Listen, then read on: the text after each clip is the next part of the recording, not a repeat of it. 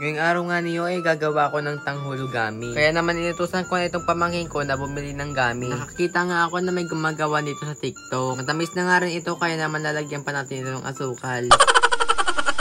Mukhang matutunaw nga itong gami kasi mainit yung asukal. Kaya naman nung nalagay ko na ito sa plato ay tinuhog na namin ito. Dahan-dahan ko nga lang ito tinutuhog kasi nababali yung stick. Ang binili nga ng pamangkin kong gami ay mango, tapos Coca-Cola at saka orange. Pinagpatuloy ko nga lang pala yung pagtutuhog ng gami dyan para mabilis na tayo sa paggawa ng tanghulugami.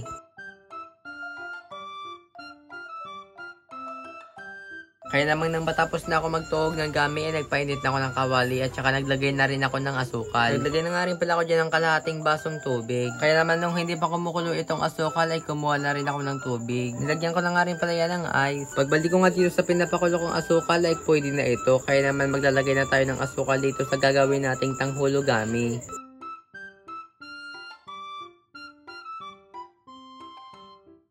Nagsimula na nga rin pala ako dyan maglagay ng asukal dito sa gami natin. First time ko nga lang pala yung paggawa nito kaya naman di ko pa alam kung didikit itong asukal dito sa gami natin. Pinagpatuloy ko lang yung paggagawa nitong tanghulugami hanggang sa maubos itong pinakaramel nating asukal. Nakalimutan kong sabihin kung anong ginamit ko dyang asukal. Brown sugar nga yung ginamit ko dyang asukal kasi wala kami ditong white sugar.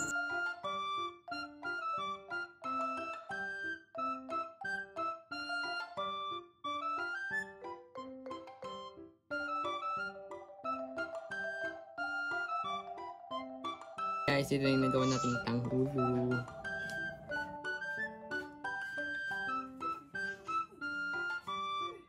Hindi ko nga na-perfect yung paggawa nitong tanghulugami pero okay lang yung kasi try lang naman. Mas lalo pang tumigas itong gami natin kasi nilublob natin ito sa malamig na tubig.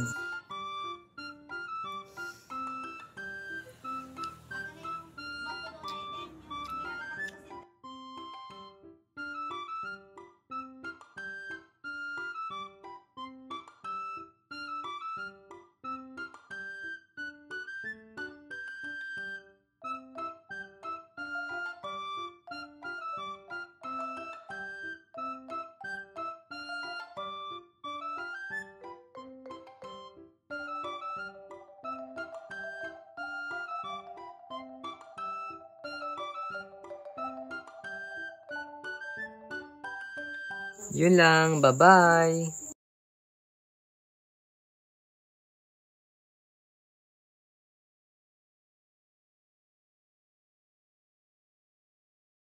Yun lang, bye-bye!